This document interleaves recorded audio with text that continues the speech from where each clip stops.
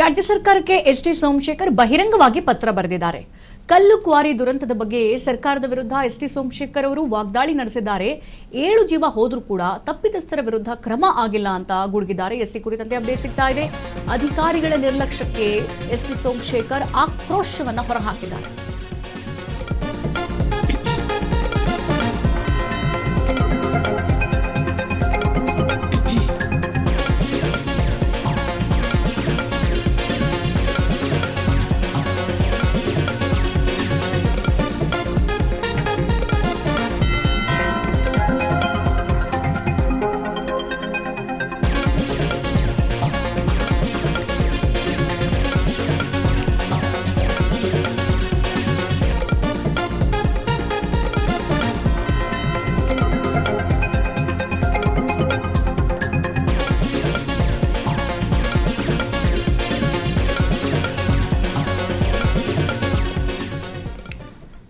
ರಾಜ್ಯ ಸರ್ಕಾರಕ್ಕೆ ಎಸ್ಟಿ ಸೋಮಶೇಖರ್ ಬಹಿರಂಗವಾಗಿ ಪತ್ರ ಬರೆದಿದ್ದಾರೆ. ಅದರಲ್ಲಿ ಈ ಮಾಗಡಿ ರೋಡ್ ಹತ್ರ ತಾವರೆಕೆರೆ ಬಳಿ ನಡೆದಂತಹ ಕಲ್ಲು ಕ್ವಾರಿ ದುರಂತದ ಬಗ್ಗೆ ಸದ್ಯ ಸರ್ಕಾರದ ವಿರುದ್ಧ ಸುದೀರ್ಘ ವಾಗ್ದಾಳಿಯನ್ನು ಕೂಡ ನಡೆಸಿದ್ದಾರೆ ಎಸ್ಟಿ ಸೋಮಶೇಖರ್ ಅವರು.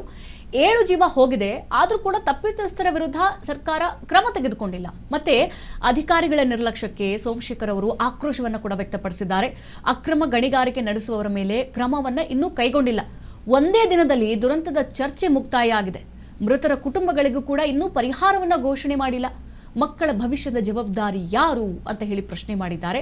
ಮತ್ತೆ ಅಕ್ರಮ ಬ್ಲಾಸ್ಟಿಂಗ್ ನಿಂದ ಜನರು ಭಯದಲ್ಲಿ ಬದುಕ್ತಾ ಇದ್ದಾರೆ.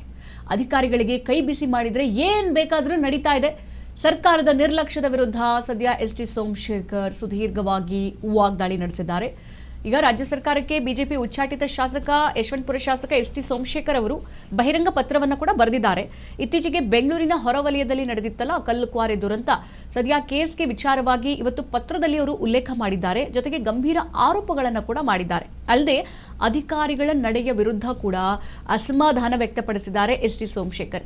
ಹಾಗಿದ್ರೆ ಅವರ ಪತ್ರದಲ್ಲಿ ಏನಿತ್ತು, ಏನು ಬರೆದಿದ್ರು ಅಂತ ನೋಡ್ತಾ ಹೋಗೋದಾದ್ರೆ, ಯಶವಂತಪುರ ವಿಧಾನಸಭಾ ಕ್ಷೇತ್ರದಲ್ಲಿ ನಡೆದಂತಹ ಕಲ್ಲು ಗಣಿಗಾರಿಕೆ ದುರಂತದಲ್ಲಿ 7 ಜನರು ಜೀವ ಕಳೆದುಕೊಂಡಿದ್ದಾರೆ. ಈ ಸುದ್ದಿ ದೇಶ ಮತ್ತೆ ರಾಜ್ಯ ಮಟ್ಟದಲ್ಲಿ ದೊಡ್ಡ ಚರ್ಚೆ ಕೂಡ ಮಾಡಿತು. ಮತ್ತೆ ಬೆಂಗಳೂರು ಉಸ್ತುವಾರಿ ಸಚಿವ ಕೃಷ್ಣ ಬೈರೇಗೌಡ ಘಟನಾ ಸ್ಥಳಕ್ಕೆ ಭೇಟಿಯನ್ನು ಕೊಟ್ಟಿದ್ರು. ಮುಖ್ಯಮಂತ್ರಿಗಳಾದ ಡಿಕೆ ಶಿವಕುಮಾರ್ ಆಸ್ಪತ್ರೆಗೆ ಭೇಟಿ ಕೊಟ್ಟಿದ್ರು ಕೂಡ ಗಾಯಾಳುಗಳ ಯೋಗಕ್ಷೇಮ ವಿಚಾರಿಸಿದ್ರು. ವಿಪಕ್ಷ ನಾಯಕರು ಕೂಡ ಈ ಬಗ್ಗೆ ಕ್ರಮಕ್ಕೆ ಆಗ್ರಹಿಸ್ತಾ ಇದ್ದಾರೆ. ಇಷ್ಟೆಲ್ಲ ಆದ್ರೂ ಕೂಡ ತಪ್ಪು ಮಾಡಿದ ಅಧಿಕಾರಿಗಳ ಮೇಲೆ ಕ್ರಮ ತೆಗೆದುಕೊಂಡಿಲ್ಲ ನೀವು. ಅಕ್ರಮ ಗಣಿಗಾರಿಕೆ ನಡೆಸುವ ಯಾರ ಮೇಲೂ ಕೂಡ ಇದುವರೆಗೂ ಯಾವುದೇ ಕ್ರಮ ಆಗಿಲ್ಲ. ಕೇವಲ ಒಂದೇ ದಿನದಲ್ಲಿ ಈ ವಿಷಯದ ಚರ್ಚೆ ಮುಕ್ತಾಯ ಆಗಿದೆ ಅಂತ ಅಂದ್ರೆ ಅವರ ಪತ್ರದಲ್ಲಿ ಈ ರೀತಿಯಾಗಿ ಬೇಸರವನ್ನ ತೋಡ್ಕೊಂಡಿದ್ದಾರೆ. ಮತ್ತೆ ದುರಂತದಲ್ಲಿ ಮೃತಪಟ್ಟವರು ಬಡ ಕುಟುಂಬದವರಾಗಿದ್ದಾರೆ. ಹಾಗಾಗಿ ಅವರ ಕುಟುಂಬಗಳ ಭವಿಷ್ಯ, ಮಕ್ಕಳ ವಿದ್ಯಾಭ್ಯಾಸ, ಮತ್ತೆ ಯಾರಾದರೂ ಮದುವೆ ಆಗದೆ ಇರೋರಿದ್ರೆ ಅವರ ಮದುವೆಯ ಜವಾಬ್ದಾರಿ ಯಾರಿದ್ರ ಹೊಣೆ ಹೊರಬೇಕು ಅಂತ ಪ್ರಶ್ನೆ ಮಾಡಿದ್ದಾರೆ. ಸರ್ಕಾರದಿಂದ ಯಾವುದೇ ಪರಿಹಾರ ಇನ್ನೂ ಕೂಡ ಘೋಷಣೆಯಾಗಿಲ್ಲ. ಅಕ್ರಮ ಗಣಿಗಾರಿಕೆಯಿಂದ ಬಂಡೆಗಳನ್ನು ಸಿಡಿಸುವಂತ ಶಬ್ದಕ್ಕೆ ಕ್ಷೇತ್ರದ ಜನರು ತತ್ತರಿಸಿ ಹೋಗಿದ್ದಾರೆ. ಅಧಿಕಾರಿಗಳಿಗೆ ಕೈ ಬಿಸಿ ಮಾಡಿ ಏನ್ ಬೇಕಾದರೂ ನಡೆಸಬಹುದು ಎಂಬಂತ ಪರಿಸ್ಥಿತಿ ಸದ್ಯ ನಿರ್ಮಾಣ ಆಗಿದೆ ಅಂತ ಹೇಳಿಬಿಟ್ಟು ಗಂಭೀರವಾಗಿ ಆರೋಪ ಮಾಡಿದ್ದಾರೆ ಎಸ್ಟಿ ಸೋಮಶೇಖರ್.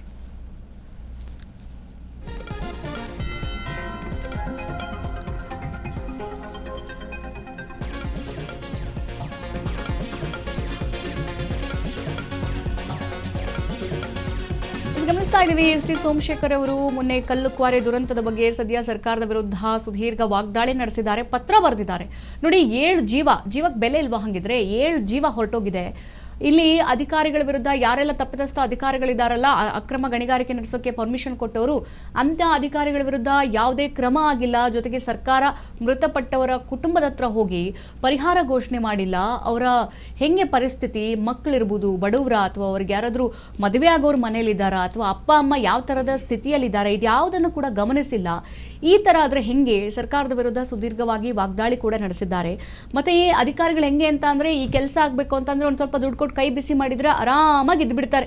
ಸೊ ಈ ಥರದ ಪರಿಸ್ಥಿತಿ ಸದ್ಯ ಈಗ ನಿರ್ಮಾಣ ಆಗಿದೆ. ಇಂಥ ಪರಿಸ್ಥಿತಿ ವಿರುದ್ಧ ಕ್ರಮ ತೆಗೆದುಕೊಳ್ಬೇಕು ಅಂತ ಹೇಳಿಬಿಟ್ಟು ಸದ್ಯ ಗುಡುಗಿರುವಂಥದ್ದು ಯಶವಂತಪುರ ಶಾಸಕ ಎಸ್ಟಿ ಸೋಮಶೇಖರ್ ಅವರು.